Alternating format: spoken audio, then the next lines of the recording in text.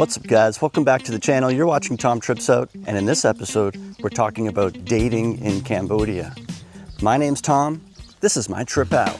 Well, hey everybody, come along with me.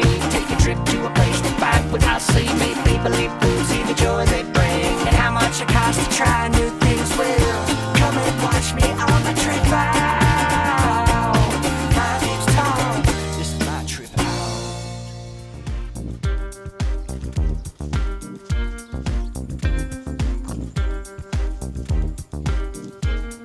So if you're a single guy thinking about moving to Cambodia, there's a lot of things about dating that will feel familiar and a lot of things that will feel completely different. Whether you're curious about how relationships start, what families expect, and how it compares to Vietnam and Thailand, understanding the local dating culture is essential before you jump in. So let's get into a lot of the key points here. So the first thing is dating in the context of Cambodian society. So in Cambodia, the dating culture as a whole is much more conservative than the dating culture in the West. You know, your image or how you could be seen in public would reflect on their family too, so there's a lot more of a conservative approach to dating. Public affection would be very limited. You know, hand holding is okay, but you wouldn't normally see, people making out in public and being very overt with physical displays of affection. You know, that type of thing would be seen as like very unusual and it would be frowned upon. Dating apps are very common in cities. They have all the same ones that I had back in Toronto. A few I know about are Tinder, Bumble, and Badoo. And I think there's even others that they use here that I've never heard of. In way more rural areas or places where there's much less population, they rely more on meeting people in person to do their dating there. You could imagine out in the provinces, if you had Tinder or Bumble, after 20 swipes, you've seen everybody around you, right? You can't really use that for long-term searching for dates. But whether it's the city or rural, Khmer women are usually dating with long-term commitment in mind instead of just casual. And for many Khmer women, dating is actually looking for a future husband. It's not just dating. So it's important that you have clear communication from the beginning to avoid any misunderstandings or wrong expectations. So the next point we're going over is communication style and relationship pace. So that's a big difference here too. Communication is often indirect because they like to avoid confrontation or avoid arguments. And that can be annoying or frustrating for some men because we want to maybe deal with a problem directly and confront things head on. And here, just to avoid an argument or a confrontation, they more communicate in an indirect way. Your relationship intentions are usually clarified very early on in the relationship. The whole where is this going? That could be on your first time talking here. They want to waste their time doing something casual when their intention is to have something meaningful and long-term commitment. So you may be asked as an expat, if you're dating Khmer women, to clarify your intentions very early on. And you'll notice a lot of the time affection can be expressed differently in Cambodia and other Asian cultures. They'll do things like a loving action or gesture like cooking you something or preparing all your clothes or clean the house or some kind of really nice thing that they could do for you instead of overtly announcing in public, oh, I love you, or saying things really out loud and in other people's faces. It's more acts of kindness and making your favorite meal or preparing something for you and giving you a nice surprise. That's more of the ways that they show their affection here. All right, so the third key point, family involvement and social expectations. Meeting their family is something you might have to do very early on. It's also kind of expected of you because, you know, in the dating culture here, meeting the family signals real commitment and not just casual interest. Part of why that's so important to the families is that parents, they want to know about your stability and your job and your long-term plans for the future. In the culture here, when you're dating someone seriously, it's always to lead towards marriage. Extended family can also have an influence on your living conditions or decisions within your relationship with that woman. Things like their grandparents or their aunts and uncles, if they all have a certain consensus, like you should be living together or it's time to buy a house together or things like that, there could be pressure from extended family to go along with the way that they believe it should be going. There could be big expectations on you to being present at meals and ceremonies and showing an interest in going to see certain family that she hasn't seen in a long time. And you need to go and be a part of it too. Involving your life in her family's life a lot as a priority. If they notice you over time not making that a priority, that's going to cause tension between you and their family. So the fourth point is cohabitation norms.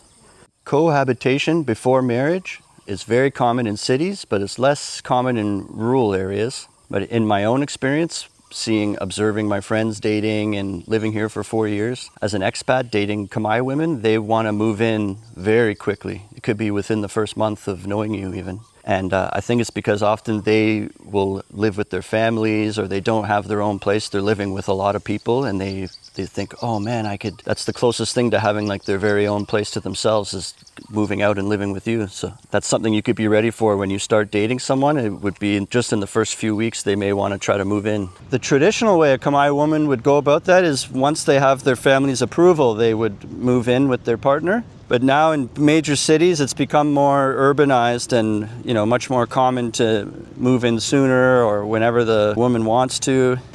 Speaking to my friends and observing other people who have dated here, and all of a sudden the person they're dating has now moved in with them. Once you allow that, it's really difficult then to have a conversation to, kick them out, even though you've never really officially invited them in. Once they're in, now you have to go through that tension of telling them you want to live alone and then still try to salvage that relationship, and her parents might start to think that that's a sign that you're not serious about her and you're trying to treat their daughter like someone you're not serious about. And so the whole moving in thing can ruffle a lot of feathers if expectations are not made clear in the very beginning. Okay, the next thing I want to talk about is financial expectations and support dynamics. Children often contribute financially to their parents and their families. Not every family expects like an expat to participate in that, but there could be sometimes where they need your help or they'll ask you to contribute and help pay for things like a medical emergency or a house or something. Expectations and boundaries around money should be clarified very early in the relationship, because once you're deep in and these things become apparent that they're expected of you, it's just bound to cause conflict or you'll be unprepared for that. You need to get that all out on the table like very early on in the relationship so everyone is on the same page. Healthy relationships avoid ongoing one-sided financial dependence. A true healthy relationship, both people in the relationship should be able to be independent or contribute something financially, If you're constantly the one having to pay for everything all the time and it starts to become unfair, then, resentment can build and tension. All right, the next point I want to talk about is comparisons with dating in Thailand or dating in Vietnam. So in Thailand, it's more of an urban and more individualistic dating culture. It's been more westernized. In Thailand, casual dating is more normalized. It's not so revolving around family and family image and marriage commitment. Casual dating is way more common there. And any family involvement is generally a lot later relative to how soon it happens in Cambodia. Dating in Vietnam is like very fast-paced urban dynamics. It's almost the same as in the West. People move in with each other, no problem, and family has like much less of an influence in making the decisions for you and your partner.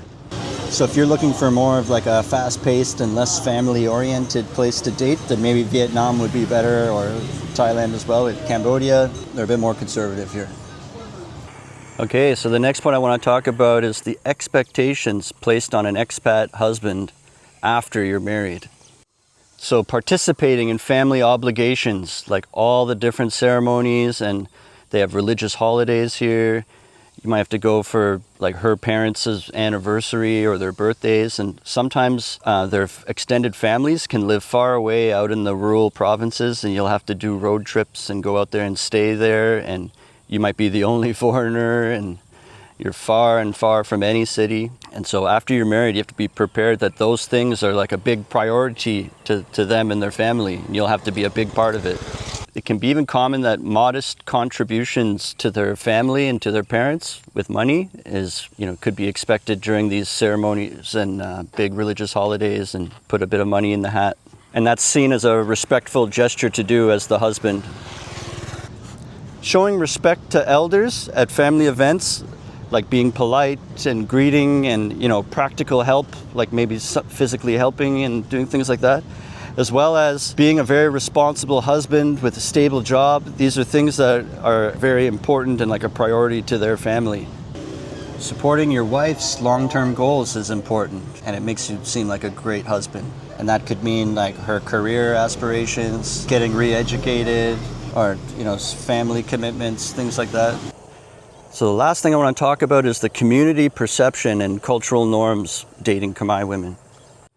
Cambodia is community oriented, so reputation spreads quickly. So saving face and also putting a negative image onto someone else, all those things are frowned upon. Public treatment of your partner can spread fast, and it can affect the family's trust in you. If you've made a negative impression publicly, that gets around fast and the parents will lose trust in you. Poor behavior impacts how you're viewed. This can include arguments, heavy partying, and instability. So one thing to keep in control of is your social media account, like your Facebook and Instagram, and the type of things you post, or if you had a wild weekend, and because that kind of thing can get shared or viewed by their family or her friends or people that your wife or girlfriend works with, and it could reflect poorly back onto them or you as a couple or her family. And so that kind of thing is important to manage properly and not let anything inappropriate ruin your reputation or her family's, because keeping face and an image is very important here. Being consistently reliable and respectful strengthens your acceptance within the community and with their family. All right, so those are the facts on dating in Cambodia. And a lot of this has been what I've observed over the last 4 years and what I've heard from a lot of my expat friends who have dated Khmer women here, as well as other videos on the same topic and also research I've done. So if you have any comments or info to add, this could be helpful to other people that are looking in the comments section. So share your stories, share your experiences you've had with dating in Cambodia. And that's gonna do it for this episode. Thanks for watching. Hit the subscribe button. And until next time, remember, how you spend your days is the way you spend your life. It's never too late to start tripping out. Bye.